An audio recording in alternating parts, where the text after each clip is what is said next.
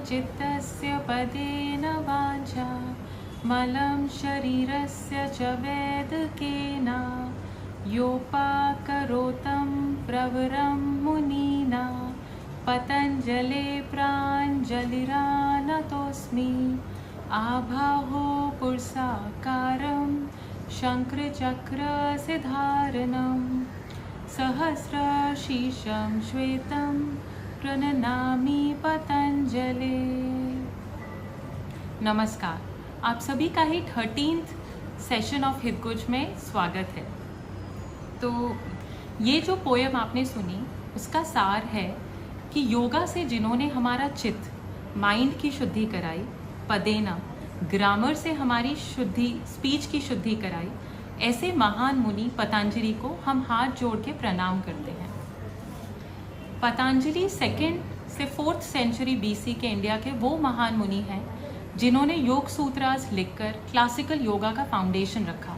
तो आज हम जो भी योगा करते हैं, चाहे वो अयंगर योगा हो, अष्टांग योगा, हठ योगा, विनायास योगा, सबके सूत्र एक ही हैं, योग सूत्रास ऑफ पतंजलि। आप सभी जानते हैं कि इंटरनेशनल डे ऑफ योगा का सेलिब्रेशन महाराष्ट्र पोस्टल सर्कल में बहुत अच्छे से हो रहा है। पिछले हितकुज के सेशन चीफ पीएमजी सर ने डॉक्टर हंसा जी के साथ लिया था, जिसमें हमें बहुत ही इंफॉर्मेशन मिली योगा के बारे में। इसी को आगे बढ़ाते हुए आज हमारे साथ एक और बहुत ही रेप्यूटेड योगा गुरु हैं, Yogacharya Shri Anand ji, founder yoga training institute centre के। ये योगा से बहुत ही जल्दी एज में इंट्रोड्यूस हो गए थे। बहुत सारी कंट्रीज इन्होंने विजिट करी हैं। देश में ही इन्होंने बहुत ज़्यादा ट्रैवल किया है, हिमालयस और तिब्बत नॉर्थ से लेकर कन्याकुमारी साउथ तक। इनफैक्ट हमारे देश में ही नहीं, देश के बाहर भी बहुत सारी कंट्रीज में इन्होंने योगा पॉपुलर किया है। UK, Switzerland, Germany, France, Belgium, Italy, इन सब में ये सेमिनार्स और लेक्चर्स लेते आ रहे हैं। इनफैक्ट 1983 में योगा कल्चर सेंटर स्विट्जरलैंड की शुरुआत भी की है, जहाँ पे अभी भी क्लासेस ये लेने जाते रहते हैं। तो मैं पूरे महाराष्ट्र पोस्टल सर्कल की तरफ से आपका स्वागत करती हूँ योगाचार्य जी, और आग्रह करती हूँ कि आप सभी को योगा के बारे में जानकारी दें। ये जो आपने बताया कि ये पतंजल योग से उद्भव होता है अष्टांग योग। अष्टांग योग के 2 अंग है। पहले 5 अंग जो है उसे हठ योग कहते हैं, और आखिरी 3 स्तंभ है जो उसे राजयोग कहते हैं। हठ योग और राजयोग मिला के पतंजल योग होता है। अच्छा, ये पतंजल योग का लाभ ये है कि जैसे हमारे शास्त्रों में बताया हुआ है कि युवा वृद्धोति वृद्धो वा व्याधि तो दुर्बलोपि वा अभ्यासात शुद्धिमाप्नोति सर्वयोगे स्वतंत्रिकः। यानी युवा, वृद्ध, अतिवृद्ध, दुर्बल या तो कुछ रोग से प्रभावित हो, ऐसी हर एक व्यक्ति योगासन कर सकती है और उससे लाभ अपना सकती है। तो हर एक के लिए योग है, सिर्फ किन चुने हुए लोगों के लिए योग है ऐसा जरूरी नहीं है। हर एक जन योगासन कर सकते हैं, प्राणायाम भी कर सकते हैं। आजकल के प्रभाव में ये जो कोरोना का वातावरण चल रहा है, उसमें ये जो तकलीफें हो रही है लोगों को, उससे बचने के लिए योग में क्या है वो मैं कुछ क्रियाएं बताना चाहूंगा। पहले तो कपाल भाती कैसे करते हैं, तो सीधे खड़े होके, मैं यहाँ बैठे हुए डेमोन्स्ट्रेट करूंगा, लेकिन खड़े हुए करना बेटर है। ये सीधे शरीर को रख के जोर से सांस को छोड़ना है।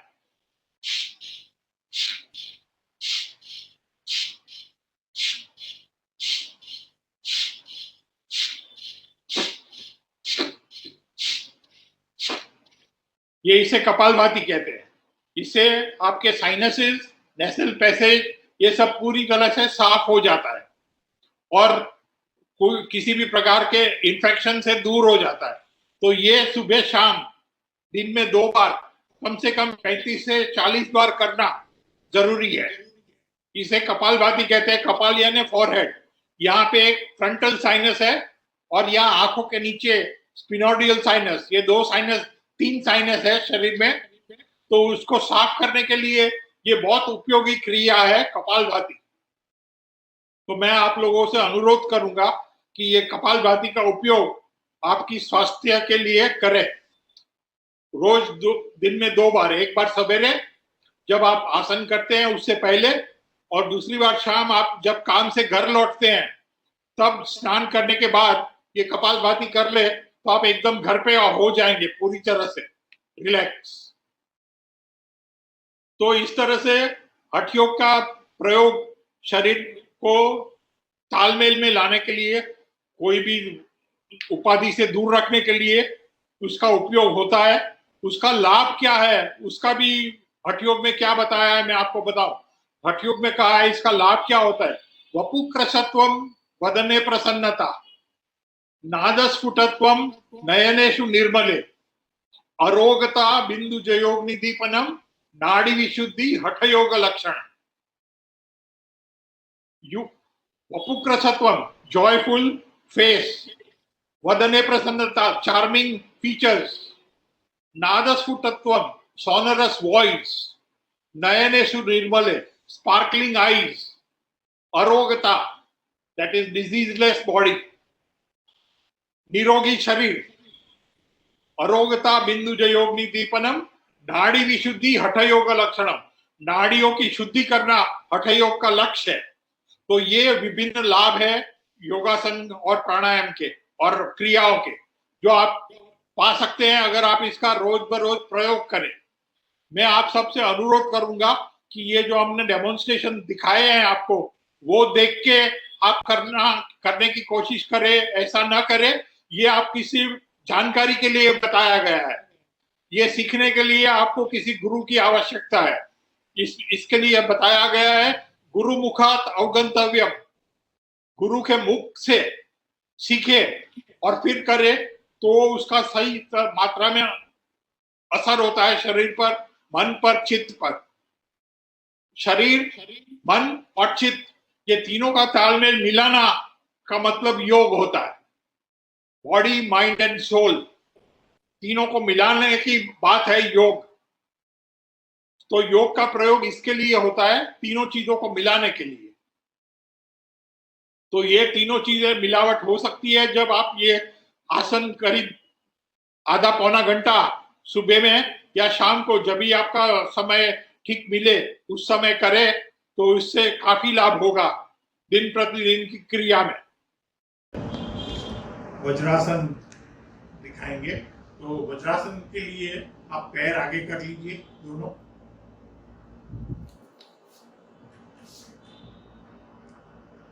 अभी लेफ्ट पैर को फोल्ड करके उसको लेफ्ट हिप्स के नीचे रखिए,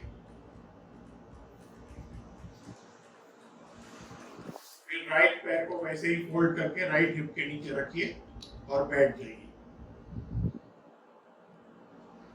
ये वज्रासन है, ये अहम आसन है अष्टांग योग के, जो हठ योग के शिखर में जो 84 आसन है उसमें का एक ये मुख्य आसन है वज्रासन। वज्र का मतलब है एडेमेंट, जड़। ये आसन, ये ऐसा आसन है जो बचपन से लेके शुरुआत जब हाथ पैर चलाने की होती है बच्चे की, और जब 4 पैर से चलना शुरू करता है और पीछे से आप बुलाओ तो अपने आप वज्रासन में बैठ जाता है। ये वो वज्रासन है जो बचपन से लेके अब तक हर एक मनुष्य अपनाए तो उसके काफी लाभ है। अभी मैं आपको बताऊंगा कि आप पीछे मुड़ जाए ताकि पीछे पैर के पोजीशन क्या है वो देख सके बराबर। पीछे मुड़ जाए,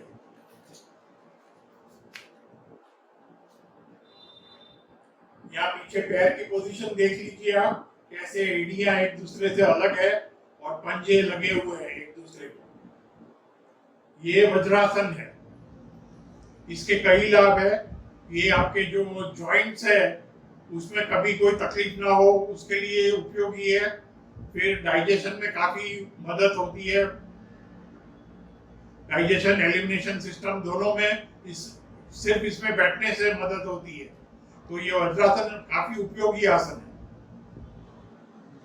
अभी खींचने का खड़े होके ताड़ासन बताएंगे। आप खड़े हो जाइए।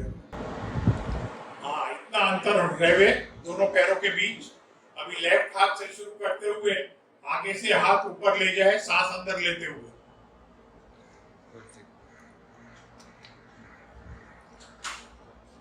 पंजों पे खड़े हो जाए, तनिए शरीर को ऊपर की तरफ। Pull the body up. फिर शरीर ढीला करिए और हाथ को बाहर की तरफ घुमाइए पंजे को, और पीछे से हाथ नीचे ले आए धीरे धीरे, सांस छोड़ते हुए। धीरे धीरे पंजे भी नीचे आ जाए, एड़िया। हाँ, अभी बिल्कुल वैसे ही दूसरे हाथ से करें, बाएं हाथ से।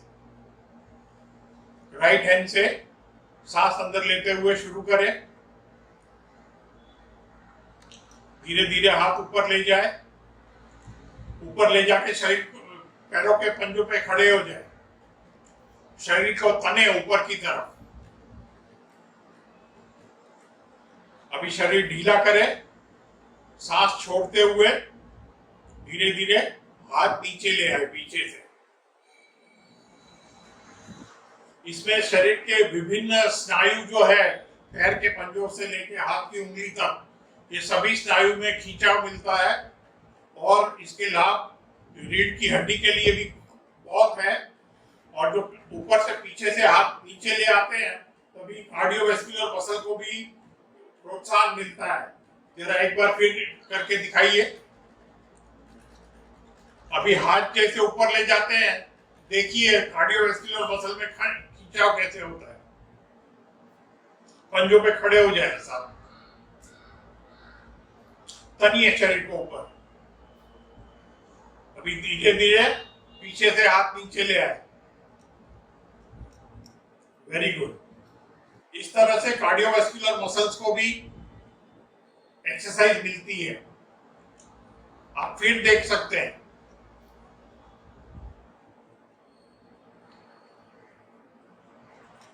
Very good.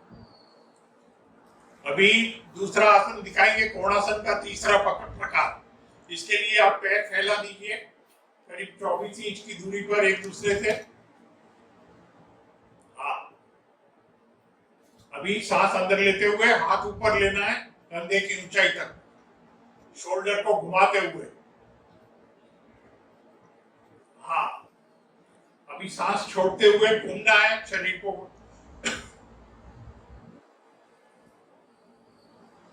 सांस छोड़ते हुए नीचे झुक के पैर के पंजे पे हाथ लगाना है।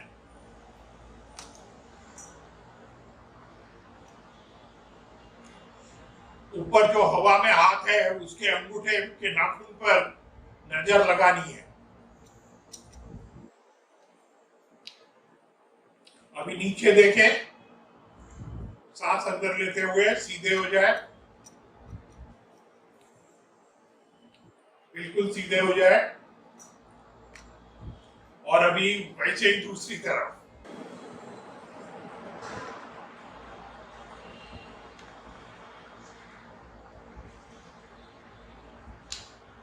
ये कोणासन का तीसरा प्रकार है।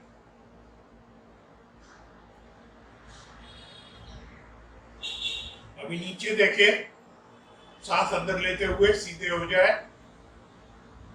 और टर्न कर ले,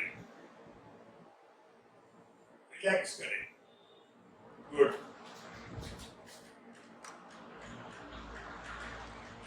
अभी योग मुद्रा करेंगे, तो वज्रासन में बैठ जाए। फिर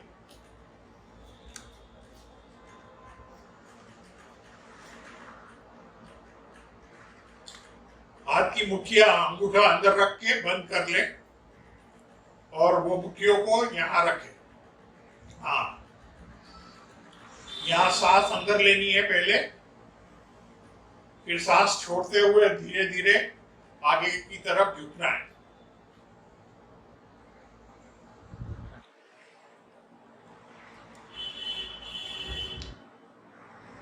कपाल को जमीन पे लगाने की कोशिश करनी है, सीट पे से उठे बगैर।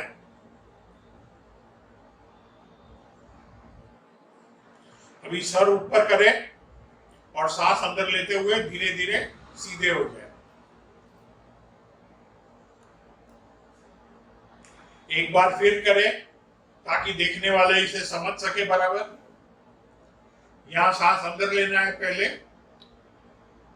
फिर सांस छोड़ते हुए धीरे धीरे आगे की तरफ झुकना है।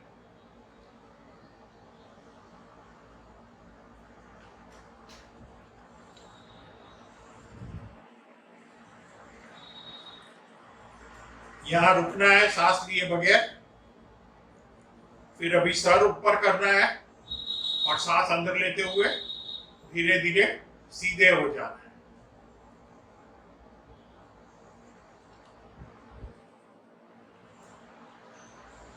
Very good.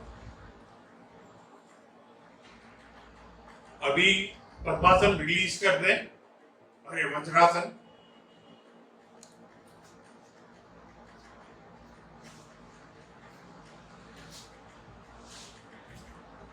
और अभी पद्मासन में बैठे।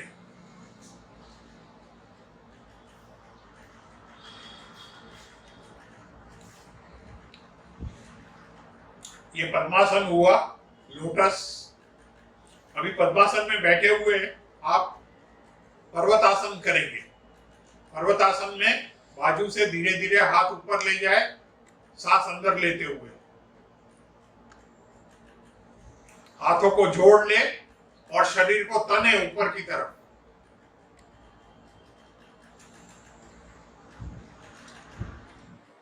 अभी शरीर ढीला करें और सांस छोड़ते हुए आगे की तरफ झुके, या फिर कपाल जमीन पे लगाने की कोशिश करनी है।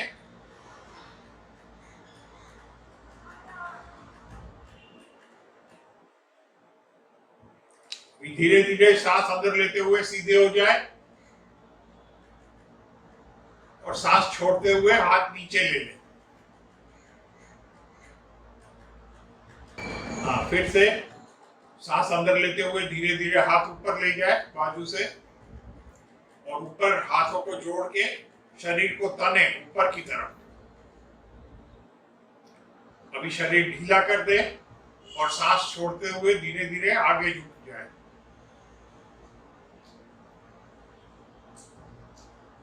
यहाँ कपाल को जमीन पे लगाने की कोशिश करनी है। आंखें बंद रखें, आंखें खोल के अभी धीरे धीरे सांस अंदर लेते हुए ऊपर आ जाए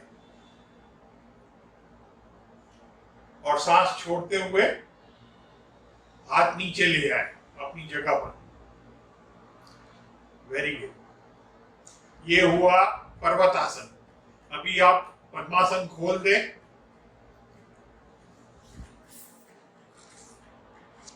और मैट पर लेट जाए सीधे। अभी सुप्त वक्रासन करेंगे।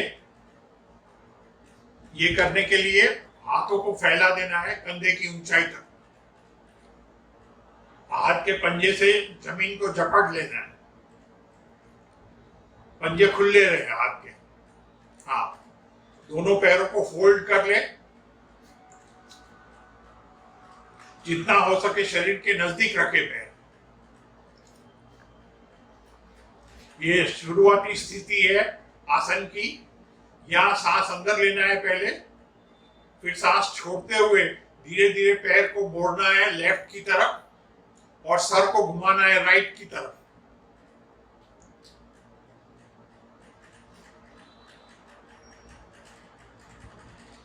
हाँ, राइट पैर को लेफ्ट पैर के ऊपर दबाएं ताकि लेफ्ट पैर जमीनदस्त हो जाए। अभी सांस अंदर लेते हुए धीरे धीरे सीधे हो जाए पहले की पोजीशन पे, और सांस छोड़ते हुए दूसरी तरफ मुड़ जाए। सर घुमाइए, चिन जो है उसको शोल्डर के लाइन में ले आइए। हाँ, ये सही हुआ।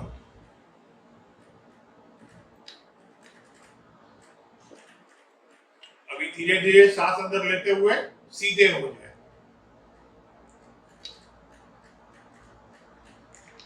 ये हुआ सुप्त वक्रासन।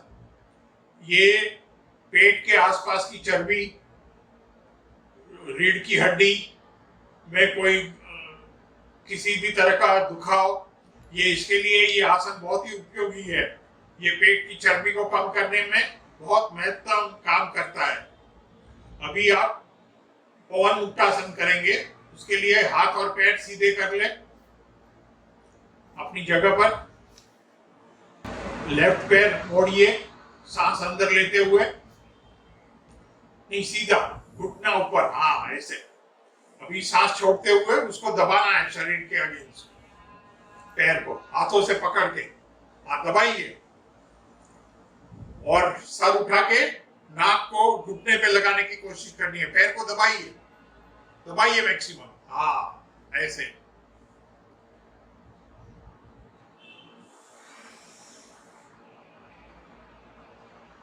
यहां रुकना है सांस लिए बगैर। अभी सांस अंदर लेते हुए धीरे धीरे पैर सीधा कर लेना है और सर को जमीन पे ले आना है।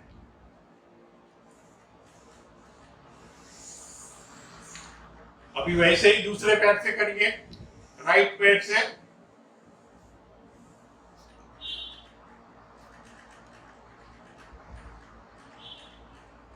हाँ दबाइए पैर को, हाँ ये बेटर है। इसे पवन मुक्तासन कहते हैं। उसका भावार्थ एकदम साफ है। शरीर में जमा हुआ वायु को दूर करने के लिए ये बहुत ही उपयोगी आसन है। अभी सांस अंदर लेते हुए धीरे धीरे पैर सीधा कर ले और सर जमीन पे ले आए। एक बार फिर लेफ्ट पैर से करें।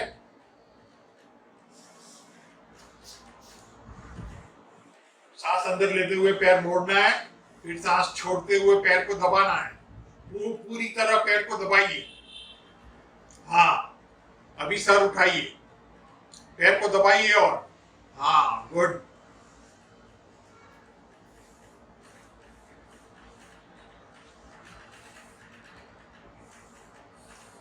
अभी सांस अंदर लेते हुए धीरे धीरे पैर सीधा कर ले।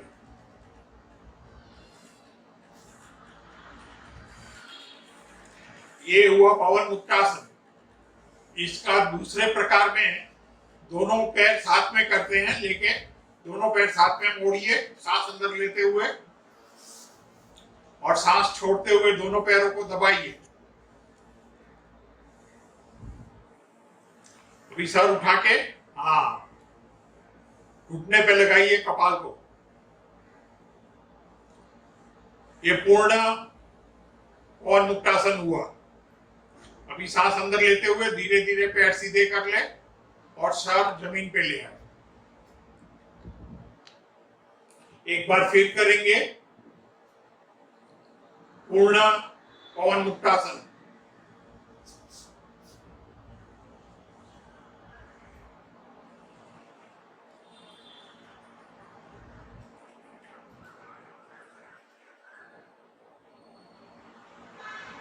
यहां सांस लिए बगैर रुके, फिर सांस अंदर लेते हुए धीरे धीरे पैर सीधे कर ले।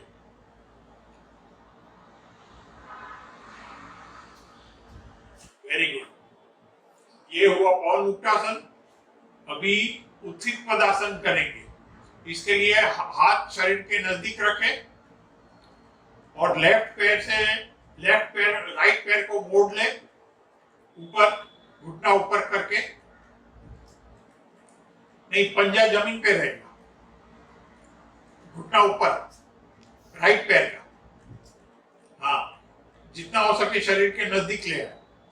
हाँ अभी लेफ्ट पैर से शुरुआत करनी है।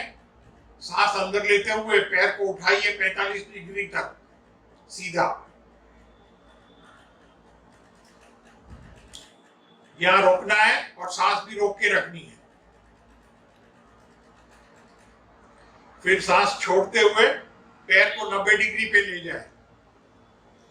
Very good. यहां रुकना है सांस लिए बगैर। पंजे की तरफ नजर जमा के रखनी है, पैर के पंजे की तरफ। सांस अंदर लेते हुए धीरे धीरे पैर नीचे ले जाए जमीन पर।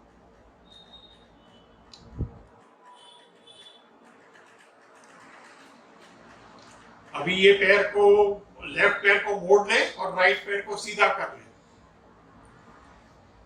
अभी बिल्कुल इसी तरह से लेफ्ट पैर से करें। सांस अंदर लेते हुए पैर ऊपर ले जाए 45 डिग्री तक।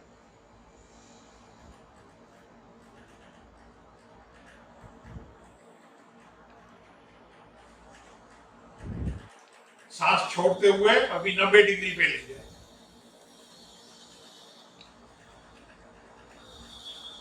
यहां रुकना है सांस लिए बगैर। अभी सांस अंदर लेते हुए धीरे धीरे पैर जमीन पे ले आए।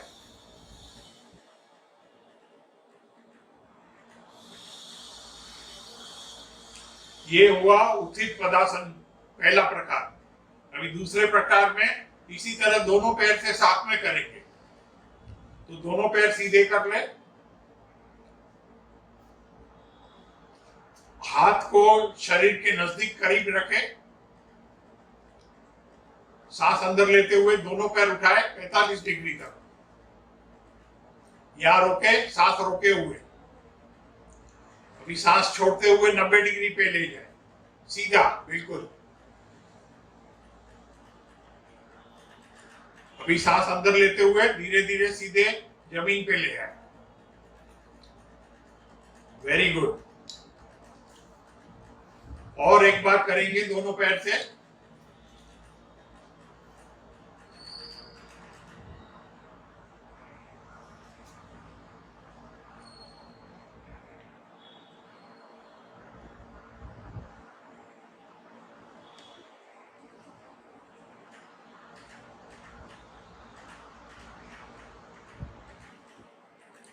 सांस अंदर लेते हुए पैर जमीन। Very good.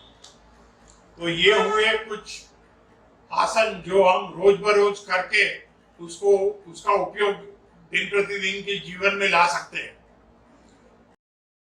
अभी काया जी बता रहे थे, कुछ सवाल है आपके जो आप पूछना चाहेंगे, तो आप पूछ सकते हैं वो सवाल। हाँ योगाचार्य जी, हमारे स्टाफ से कुछ क्वेश्चंस प्राप्त हुए हैं जो मैं आपके सामने रखना चाहूंगी। तो पहला क्वेश्चन है कि जो बहुत ही कॉमन एलिमेंट्स हैं जैसे back pain, neck pain, headache के लिए आप कौन से आसन सजेस्ट करना चाहेंगे? ये जो हेडेक है उसका काफी कारण ये नॉस्ट्रिल्स और नेजल पैसेज और ये साइनसेस ब्लॉक होने की वजह से हेडेक कई बार होता है ज्यादातर। तो आप कपालभाति करेंगे तो उससे हेडेक में काफी लाभ मिलेगा। ये नेक पेन और बैक पेन है, ये आजकल की जो आपकी ऑफिस की क्रिया है कि आप कंप्यूटर के सामने टेबल पे बैठ जाते हैं और घंटों बैठे रहते हैं, काम करते रहते हैं कंप्यूटर पे, पता नहीं चलता कितने घंटे निकल गए एक ही पोजीशन में बैठे हुए। इसके कारण रीढ़ की हड्डी की तकलीफ होती है जिसे सर्वाइकल स्पॉन्डिलोलिसिस कहते हैं। तो ये दूर करने के लिए ये नेक की मूवमेंट आप कर सकते हैं कुर्सी पे बैठे हुए। पूरी तरह से सर को घुमाए, आगे लाकर, फिर साइड पे लेकर, फिर पीछे, फिर दूसरी तरफ, फिर आगे झुका के ये चीन जो है उसको यहाँ की हड्डी जो है कॉलर बोन से लगाना है। ये नेक की जो आपकी तकलीफ है उसके लिए ये काफी उपयोगी रहेगा। वैसे ही फिर उल्टा करना है, दूसरी तरफ से पीछे ले जाए, लेफ्ट की तरफ झुकाए, फिर आगे ले जाए, आगे झुकाए। ये नेक के लिए एक्सरसाइज हुई। ये नेक की जो आपकी दिक्कतें हैं उसके लिए ये लाभकारी होगी। तो इस तरह से नेक के और हेडेक के प्रॉब्लम को आप सुलझा सकते हैं। काफी सारे लोगों की ये धारणा है कि योगा से स्वेटिंग होती नहीं है। तो जो लोग वेट लूज करना चाहते हैं, स्पेशली बेली फैट जिनको रिमूव करना है, तो उसके लिए आप थोड़े से हाई इंटेंसिटी वाले आसन सजेस्ट करना चाहेंगे? जैसे आप ये डेमोन्स्ट्रेशन में देखेंगे कि हमने पवन मुक्तासन बताया है, फिर योग मुद्रा बताया है, फिर उसके बाद त्रिकोण आसन बताया है। ये जो आसन है ये करने से ये बेली फैट जो है उसको कम करने में बहुत उपयोगी होगा। वैसे आयुर्वेद ने कहा है उदरः रोगस्य जननी, उदर यानी एब्डोमेन ये रोग की माता है। जो भी हमें शरीर में दुर्व्यय होते हैं डिजीज, इसका उद्भव पेट से शुरू होता है। उदर रोगस्य जननी, तो उदर का जितने उदर के ऊपर प्रयोग होते हुए आसन करेंगे उससे आपको बेली फैट में जरूर लाभ मिलेगा। वो सुप्त वक्रासन भी दिखाया है जिसमें लेट के आप पैरों को मोड़ते हैं एक तरफ दूसरी तरफ, उससे भी बेली फैट में काफी लाभ होगा। तो अगला क्वेश्चन है विमेन जो कि मोस्टली मल्टीटास्कर्स होती हैं, तो ऑफिस घर फैमिली बहुत सारे काम होते हैं हर जगह पे, तो खुद पे और खुद की हेल्थ पे बिल्कुल भी ध्यान नहीं दे पाती। तो कुछ 5 या 10 मिनट्स की कुछ क्विक आसन या प्राणायाम्स अगर आप स्पेशली फोकस करते हुए बताएंगे जो कि विमेन के लिए बहुत बेनिफिशियल हो। ये वुमेन के लिए उपयोगी है। जो वो एक पदासन है जो डेमोन्स्ट्रेशन में आप देखेंगे, एक पदासन है। दूसरा पद्मासन में बैठ के पर्वतासन है। ये पर्वतासन खास वुमेन के लिए बहुत ही उपयोगी है। फिर मत्स्यासन है, पद्मासन में बैठे हुए पीछे झुकना है और सर को जमीन पे लगाना है। ये स्पेशली लेडीज के लिए बहुत ही उपयोगी आसन है। फिर पर्वतासन के बाद ये जो त्रिकोण आसन है, पैरों को जोड़ के आगे की तरफ झुक के पैरों को छू के सर को उठाना है, इसे त्रिकोण आसन कहते हैं। ये कुछ 4-5 आसन है जो लेडीज के लिए बहुत ही उपयोगी है, इसीलिए ये डेमोन्स्ट्रेशन में दिखाया गया है। लेफ्ट पैर उठाए, उसको थाइस पे रखे, राइट थाइस पे ऊपर ले जाए, एड़ियों को ग्रॉइन तक ले जाए। अभी हाथ जोड़ ले। ये हुआ एक पदासन। भी वैसे ही दूसरे पैर से करें, ऊपर ग्रॉइन तक ले जाए एड़ी को। हाँ, गुड।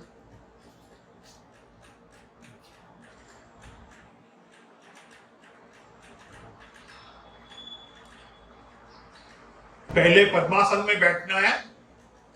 पद्मासन में बैठ के धीरे धीरे पीछे की तरफ झुकना है। एक एल्बो पे जाके फिर दूसरे एल्बो पे, सांस अंदर लेते हुए। हाँ, अभी धीरे धीरे सर पीछे की तरफ झुकाए और सर को जमीन पे लगा दे। आपके कंधे ऊपर रहेंगे, कंधे जमीन पे नहीं जाएंगे, और हाथों से पैर के पंजों को पकड़ ले। ये हुआ मत्स्यासन।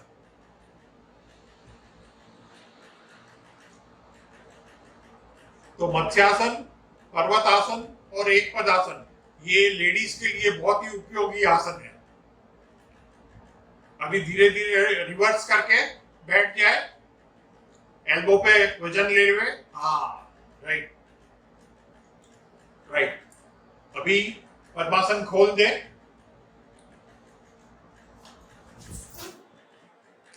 अभी त्रिकोणासन करेंगे। ये त्रिकोणासन के लिए दोनों पैरों को जोड़ ले, सांस अंदर लेते हुए हाथ कंधे की ऊंचाई पर आगे से ले जाए। अभी सांस छोड़ते हुए नीचे झुक के पैर के पंजों को छू ले। अभी पैर के पंजों को छूते हुए सर ऊपर ले जाना है और वोकल कॉर्ड्स को खिंचाव मिले, ऐसे शरीर को, कंधों को फ्लैट कर देना है एकदम। पैर के पंजों को छूना है, एड़ियों को नहीं। सर ऊपर। हाँ, ये हुआ त्रिकोण आसन। अभी सर झुकाइए, सांस अंदर लेते हुए सीधे हो जाए, सांस छोड़ते हुए पैर हाथ नीचे ले आए। ये फिर से करेंगे एक बार। सांस अंदर लेते हुए हाथ उठाए कंधे की ऊंचाई तक, सांस छोड़ते हुए धीरे धीरे आगे झुक के पैर के पंजों को छूना है हाथों से। पैर को छूने के बाद सर उठाए पीछे की तरफ और पीठ को सीधी कर ले, एकदम फ्लैट कर ले।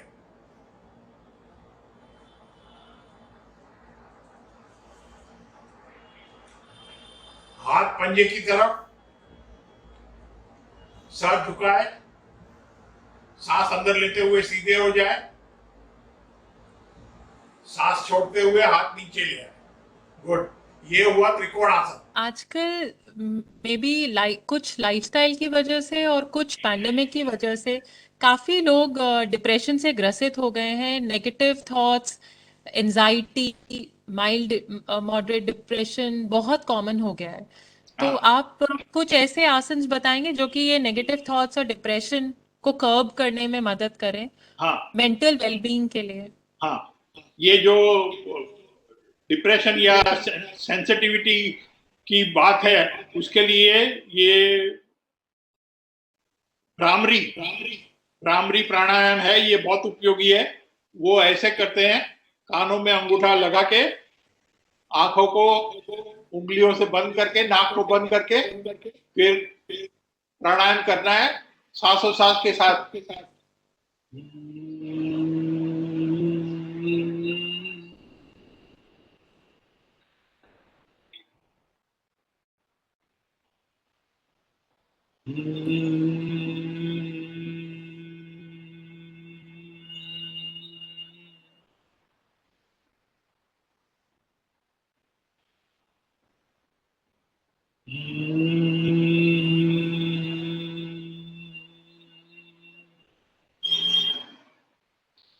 तो ये भ्रमर के जैसे गूंज करके प्राणायाम करना है, इसे भ्रामरी कहते हैं। ये भ्रामरी इसके लिए काफी उपयोगी होगा। दूसरा, ये नेगेटिव थॉट्स को निकालने के लिए अनुलोम विलोम कैसे करते हैं? राइट उंगली से या राइट अंगूठे से राइट नॉस्ट्रिल को दबाए, बंद रखे और लेफ्ट नॉस्ट्रिल से सांस अंदर ले,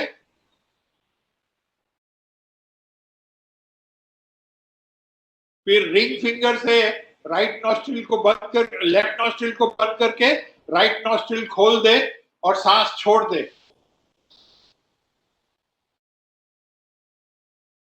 फिर राइट नॉस्ट्रिल से सांस अंदर लेनी है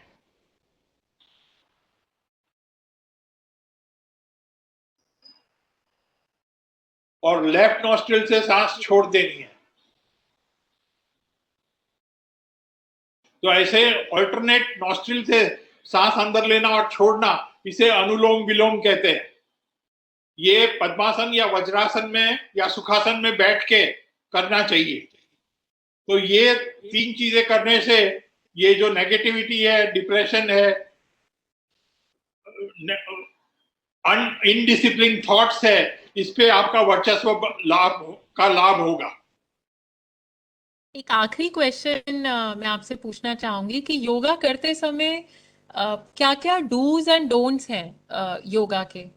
एक तो कोई भी पुस्तक या टीवी चैनल पे या टीवी के कार्यक्रम से देख के आसन करना या प्राणायाम करना वो ठीक नहीं है। किसी सही गुरु के अंदर सीखना ये ज्यादा जरूरी है और आवश्यक है। ये डोंट्स हुए।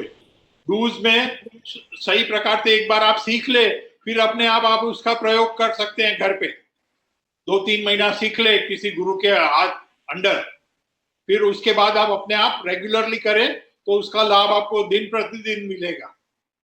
और जीवन भर योग के लिए कोई उम्र नहीं है।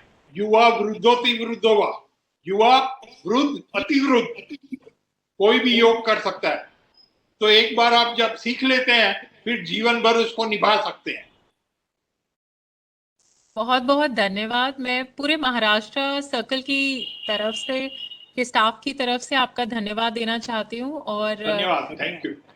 आपने बहुत अच्छे आभार से हमें आपने बहुत अच्छे से हमें योगा के बारे में जानकारी दी और अपना हाँ। समय निकालने के लिए बहुत बहुत धन्यवाद। Thank you.